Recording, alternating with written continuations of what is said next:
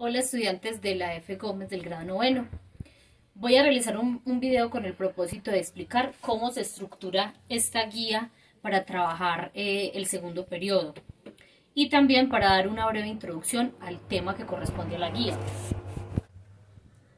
La guía se estructura de la siguiente manera. Inicialmente encontramos la información correspondiente a la guía. Entonces, por ejemplo, clase, en este caso puse la clase 2 pues porque ya hicimos las 2 semanas anteriores realizamos el primer tema de manera digital, el área, el grado, autora que sería mi persona, y la duración. Esta guía está presupuestada para una duración de 2 semanas, es decir, para el 15 de mayo sería la fecha máxima o la fecha límite para entregar la guía. El tema serían los medios de comunicación masiva, el internet y el cómic. Aquí van a encontrar el estándar, el derecho básico de aprendizaje, el logro que se va a obtener al realizar la guía y una breve justificación, que yo la nombro aquí como descripción, de por qué se escoge ese tema para que ustedes lo trabajen. También, por si quieren ampliar algunas situaciones o cosas del tema, encontramos acá una serie de bibliografía que les puede servir para, digamos, ampliar sobre los medios de comunicación, el internet o el cómic.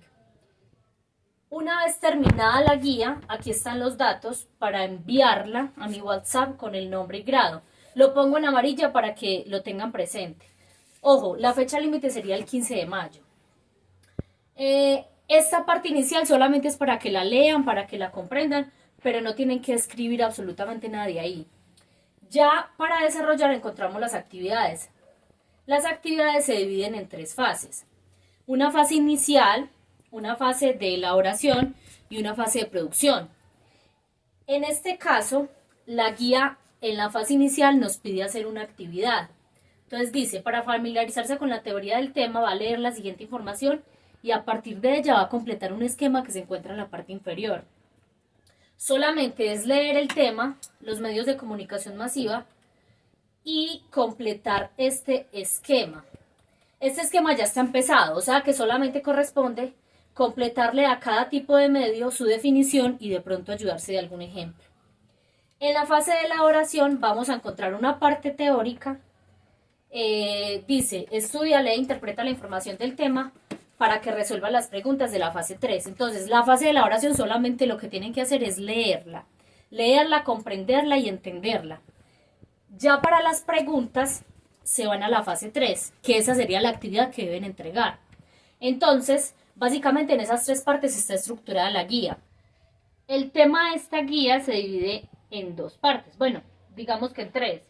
Inicialmente conocimos qué eran los medios de comunicación, realizando pues el esquema y los tipos en los que se divide. Ahora vamos a conocer un poco del cómic o historieta y también del internet. Les voy a hacer claridad sobre todo en el cómic o historieta para que de pronto tengan algunos conceptos claros a la hora de desarrollar la fase 3 de producción, es decir, las preguntas. Entonces, conocemos que el cómic hace parte de los medios de comunicación masiva y lo que busca es, digamos, producir en el lector atracción, repulsión o identificación. Es una mezcla entre unas imágenes y unos diálogos que tienen un fin o llevar un mensaje a un público determinado. Entonces, dentro de sus características la narración es rápida, es decir, en un cómic yo no voy a emplear diálogos largos, entre más breves sean, digamos, más hace referencia a un cómic.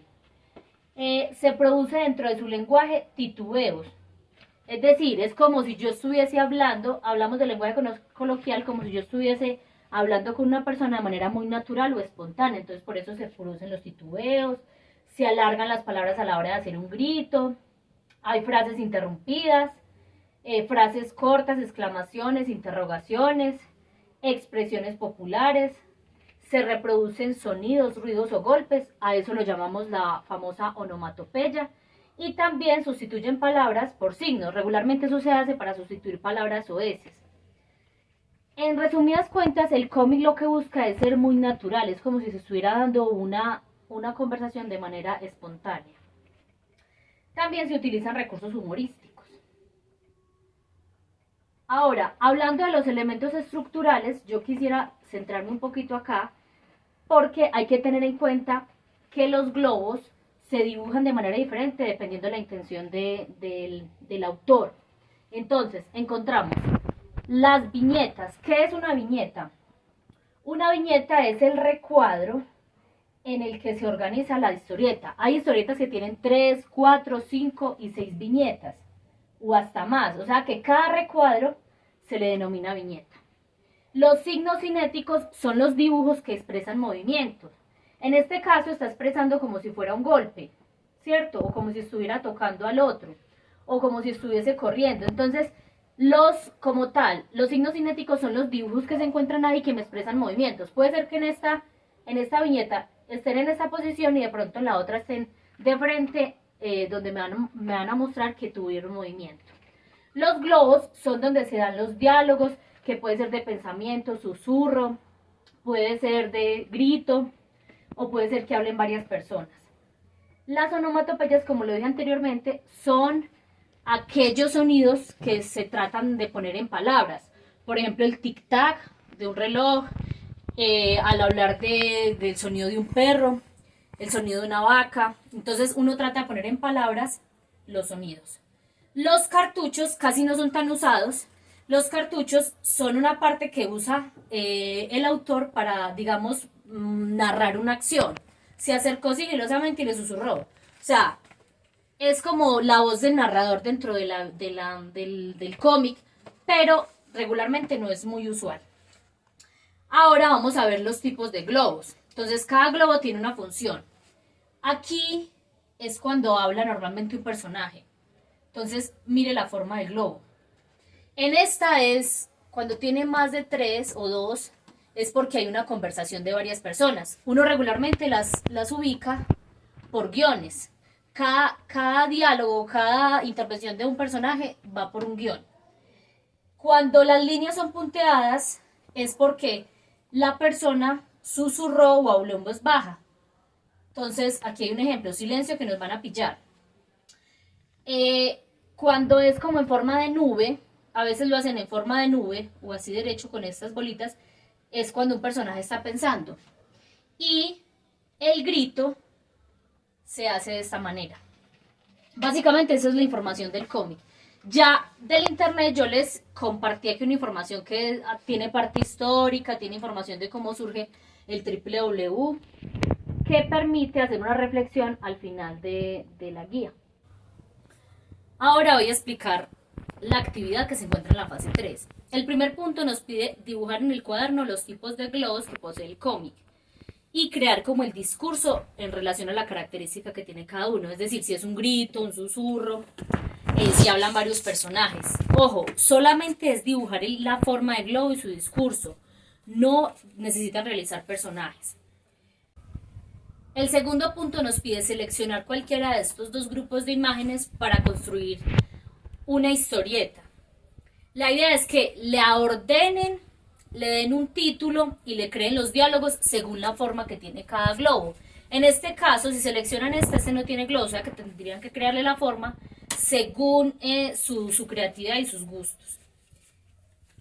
Como tercer punto, encontramos ya una parte que nos pide hacer, digamos, una crítica o analizar un poco una historieta. Acá encontramos una historieta y nos pide decir qué tema trabaja, si es educación, si es política, decir cuál crees que sería la intención del autor al realizar esta historieta, o sea, qué quiere despertar en el lector.